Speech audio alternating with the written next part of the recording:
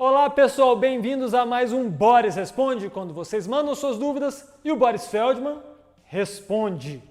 Quer participar? E-mail na tela, borisresponde@autopapo.com.br, relato do problema, nome completo, um pouco de paciência, porque é o próprio Boris quem responde tanto por e-mail quanto aqui na tela. Com o maior prazer. Isso é importante. Convites rápidos. Primeiro, para você se inscrever aqui no nosso canal, acionar o sininho para ser avisado toda vez que tiver um conteúdo novo postado por aqui. E também te chamar para as nossas redes sociais, Facebook, Instagram e TikTok. Acelera o fundo aqui o nosso Boris Responde com a pergunta do Reginaldo Santos. Ele comprou um Corolla Fielder automático 2005, 150 mil quilômetros rodados. Ele fez a carteira digital no Detran, baixou o aplicativo. E aí apontou que o carro dele tem um recall pendente do airbag. Ele quer saber o que deve fazer, uma vez que o carro é mais antigo, 2005, e ele já é o terceiro dono. É possível que esse recall ainda esteja pendente ou pode ser um equívoco? E eu acrescento aqui, se tiver pendente, ele pode levar para fazer sem estresse na concessionária? Bem-vindo, Boris Feldman. Muito obrigado, Felipe. Obrigado a toda a equipe, a André, ao Charlinho que estão aí na operação. Ô, Felipe, o Reginaldo está confundindo aí alhos com bugalhos. Não tem nada a ver ele ter registrado ou não registrado, se baixou o aplicativo, não baixou o aplicativo, só tem uma coisa a dizer: recall de qualquer carro, de qualquer problema no automóvel, vale pela vida inteira e mais 6 meses. Pode levar então na concessionária, trocar o airbag e ficar tranquilo. Aliás, pode não, deve. Imagina, esse airbag aí, se você tiver um acidente, Reginaldo, em vez dele te proteger, ele joga pedacinhos metálicos a 300 km por hora e já matou muitos. Você quer ser o próximo? Alerta feito aí sobre o recall. Vamos à pergunta agora do João Ferrari Boris. Ele quer saber quais os principais cuidados a se ter com carros que rodam prioritariamente em estradas de terra, tanto na seca como em chuva. São os mesmos cuidados de uma pessoa que só roda no asfalto? Precisa ser feita com mais frequência essa manutenção? Que cuidado aí o João Ferrari deve ter a mais com o carro dele que roda em estradas de terra? Ô, João, fica mais ou menos óbvio que se você anda muito na terra e na terra tem poeira, essa poeira vai sujar mais rápido o filtro de ar do motor. E esse filtro de ar pode influir decisivamente no desempenho, no consumo. Então, a coisa mais importante que você deve fazer, porque você roda mais na terra e por isso na poeira, é a verificação do filtro de ar e, se possível, uma troca mais frequente do óleo, porque nunca se sabe se não foi uma poeirinha contaminar esse óleo do cárter, não é? Ô Boris, o Charles Pimenta, ele quer saber sobre o freio motor. Quando você faz uma redução muito brusca de marcha, ele deu até o exemplo, aquela que o passageiro vai até para frente assim, coloca o motor em risco de alguma forma, ele fica aqui com medo que pode trazer algum dano, por exemplo, um risco de estourar a correia dentada. E ele tem outra dúvida relacionada também a esse componente: se fazer um carro manual pegar no tranco, corre risco também de estourar a correia dentada ou só aquele risco já conhecido de pular um dente e sair do ponto? Olha, em relação a essa correia dentada aí e ao motor e uma redução brusca de marcha, eu sou muito mais preocupado, eu não, né? Ele tem que ser muito mais preocupado de subir o giro do motor. Porque os carros mais modernos têm um sistema de injeção, quando você vai acelerando, o ponteirinho do contagiro não chega na faixa vermelha, porque a injeção eletrônica elimina essa possibilidade. Não tem jeito de subir demais a rotação. Mas se você vem de quinta a mais de 100 por hora e joga uma segunda, uma terceira, uma segunda, aí você quebra o motor do carro. É muito mais provável arruinar o seu motor do que a sua correia dentada. Fazer pegar o carro no tranco, a possibilidade dessa correia saltar ou pular um dente. Qual que é exatamente a diferença de você acionar o arranque, botar de repente ele para funcionar? O risco seria quase o mesmo. Pode, muito raramente, fazer a correia pular um dente. Arrebentar é muito improvável. Agora eu vou falar de carro usado e te dar uma dica. A gente sempre recebe muita pergunta aqui, compra o carro A ou B? Carro usado X ou Y? É difícil a gente opinar à distância sem saber o estado do carro, mas eu te dar uma dica. Vá lá na parceira do Autopapo, a Olho no Carro. Lá com a placa desse usado que você está pensando em comprar, desse seminovo, só a placa. Você consegue fazer um levantamento completo do histórico desse veículo, se tem algum indício de sinistro, indício de passagem por leilão, algum impedimento na justiça, ou seja, você vai comprar um carro com muito mais tranquilidade. E se você nos acompanha aqui, vou deixar um presentão, que é um desconto de 25% na Olho no Carro, um desconto limitado, são poucos cupons, então corre lá. Se você demorou e perdeu o desconto, vou te dar um prêmio de consolação, um belíssimo prêmio, um desconto de 15%. Vou deixar os links na descrição já com o cupom inserido, então vai lá, não compre carro com problema, dê uma conferida sempre na Olho no Carro. Dica dada, agora é uma pergunta para o Boris Feldman, do Plácido Barroso, que tem um Palio 2006, mora perto do trabalho, gasta pouco combustível. Uma pessoa de sorte no contexto atual. E ele gosta de encher o tanque, completar quando o marcador chega no meio. Ele não espera esvaziar, não. Ele tem até um mantra, marcador no meio, tanque seco. Ele quer saber se está fazendo a coisa certa, ou ele deveria deixar baixar mais o combustível para reabastecer com uma gasolina sempre mais nova, não corre o risco de envelhecer no tanque que está lá. E aí, Boris? Olha, o Plácido, é praticamente indiferente. Se você abastece quando está no meio, ou se você deixa baixar, não muda muito. Aliás, muda muito porque o carro, no final das contas, vai sempre rodar um pouquinho mais pesado, né? Mais 20, mais 30 litros, né? Que é metade do tanque, vai estar sempre lá. No fim de 1.000, 2.000, 3.000 quilômetros, vai dar uma pequena diferença de consumo. A meu ver, irrelevante. Então, tanto faz você deixar o tanque quase acabar ou abastecer quando estiver pela metade, é indiferente. E agora, o Gilberto Lima, falando ainda em consumo, ele reparou sobre o consumo dos carros mais novos. Ele fala assim, nos antigos, aqui de acordo com a análise do Gilberto Lima, a diferença do consumo da cidade para a estrada era maior. O consumo na cidade era bem pior que na estrada. Isso de acordo com o Gilberto, em carros antigos. Hoje ele percebe uma diferença mínima. Ele quer saber se essa conclusão dele tem algo a ver pelo fato de a gasolina, hoje em dia, ser quase metade com álcool. Exagerou aqui um pouco o Gilberto Lima, hein?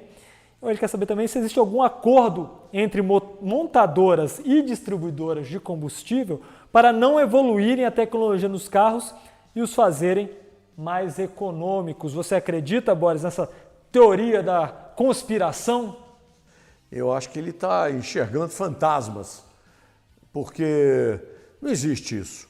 Os carros antigos consumiam mais no trânsito urbano, na cidade, do que na estrada, óbvio. Primeira, segunda, freia, acelera, não sei o quê.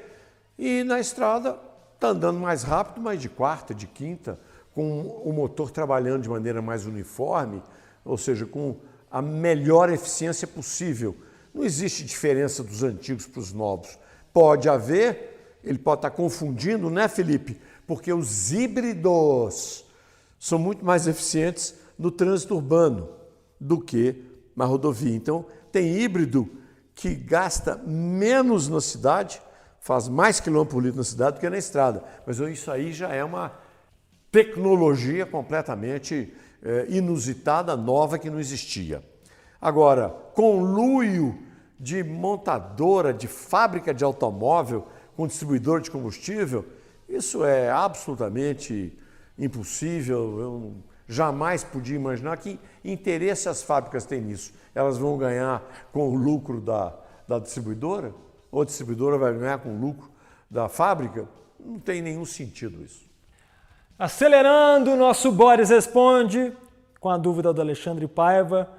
levou o carro dele para fazer a troca de óleo. Boris, o carro precisa de 4,3 litros, comprou 5 frasquinhos de 1 litro, sobrou 700 ml. Ele pediu para guardar, porque ia usar depois de um tempo no carro do pai dele e tal. O atendente falou assim, não adianta você guardar. Depois de um ano, tirou o lacre, o óleo perde a validade, perde as propriedades. Ele quer saber se isso procede ou é mais uma picaretagem. Ô, Felipe, o Alexandre foi bem orientado, a meu ver, porque, sem dúvida nenhuma, o óleo tem validade. Os aditivos do óleo perdem a eficácia depois de um ano. Por isso a recomendação, troque o óleo do motor a cada 12 meses ou 10 mil quilômetros, mas não importa a quilometragem, você rodou 1.000 quilômetros, vencendo os 12 meses, troca o óleo. Por quê? Porque o óleo é igual remédio, ele vence na gaveta, é igual pneu. Pneu pode estar na loja ou como step no porta-mala, vence. Óleo vence com um ano, sendo ou não utilizado. Boa dica do atendente. Aqui o Rômulo não teve tanta sorte, pegou um frentista distraído, o carro do Rômulo é só a gasolina, mas o frentista abasteceu com álcool. O gerente veio, pediu desculpa e colocou a mesma quantidade de gasolina para compensar. Ele tinha colocado 50 de álcool, o gerente mandou completar com 50 de gasolina. Falou que está rodando assim até esgotar por completo, mas ele quer saber se tem algum risco envolvido nessa situação. E se tiver algum risco, como é que ele faz para resolver esse mezzo-mezzo que fizeram no tanque dele aí? Danado, né? Quer saber o que seria correto mesmo? Seu carro tem motor a gasolina, puser etanol, olha, não brinca com isso não, porque o etanol tem 7, 8% de água. Não o etanol que vai na gasolina, mas não foi esse o caso, né? O etanol da gasolina é anidro, mas o que puseram errado tem água. Essa água pode danificar tubulação, a bomba de combustível, a bomba injetora, tudo. Então, o correto seria esgotar esse tanque e voltar a abastecer com gasolina. Colocar gasolina e deixar o etanol com a água que estava lá, tem minhas dúvidas. Falando em posto, o Rodrigo Farias mora a menos de 500 metros de 2 postos. E ele sempre sai de casa já calibra o pneu. Ele fez um teste. Foi no primeiro posto, colocou 33 na dianteira e 32 PSI na traseira. Em seguida, foi no outro posto, quando colocou lá o calibrador, deu 31 e 30. Perdeu uma libra aí em menos de 500 metros. Ele quer saber por que existe essa variação de equipamento para equipamento e como faz para saber qual deles tem a aferição correta. É a coisa mais simples do mundo explicar isso daí. Os postos deveriam, teoricamente, aferir o calibrador com uma determinada frequência. Mas o dono do posto, quer saber, não está ligando muito para isso não, até porque provavelmente esses 2 postos não cobram para calibrar, é um serviço gratuito, então eles não tomam muito cuidado com isso não. Posso dar uma sugestão? Tem aquele pequeno calibrador que nós já mostramos algumas vezes aqui na sua casa e você mesmo calibra o pneu. Alguém me perguntou, mas como é que eu vou saber, como é que eu vou fazer se eu calibrar, se eu aferir e estiver abaixo? Vai no posto, ponha sempre umas 2 libras acima, chega em casa, você só vai tirando o ar até estar os 4 com a pressão correta. Dica dada e anotada, espero. Vamos agora à dúvida do Júlio Souza. Ele viu que o consumo do Captur 1.3 Turbo, né, recém-lançado aí pela Renault, está praticamente igual ao da antiga versão 2.0. Aí ele te pergunta, Boris, em uma nova geração de motor, não deveria o consumo também ser prioridade? E se você fosse o diretor de desenvolvimento desse motor, você daria parabéns para a sua equipe? E aí, Boris, é uma dúvida pertinente a do Júlio Souza? A dúvida é pertinente, mas eu talvez tivesse cumprimentado a minha equipe sim, porque ele não explicou uma coisa. O motor é pequeno, é turbo do Captur, provavelmente vai ter um desempenho bem melhor que o motor anterior, o aspirado. Então, se você tem um desempenho melhor e o mesmo consumo, você está ganhando. Agora, se você tirar o pé e não pedir tanto desempenho, provavelmente o consumo vai ser inferior. Ainda falando de tecnologias modernas, o Cláudio José quer saber os prós e contras de se ter um carro híbrido atualmente. Ele tem uma outra dúvida. Se você estacionar seu carro numa via pública, você pode cobrir ele com uma capa e, cobrindo ele, tapar as placas, ou você corre o risco aí de tomar multa? Ele falou que fica preocupado, que às vezes para embaixo de uma árvore na rua e fica folha, cocô de passarinho. Ele pode cobrir em vias públicas com a capa e tapar as placas? Ô, Cláudio, você está me apertando mesmo com essas suas perguntas, hein? O híbrido, pontos positivos e negativos.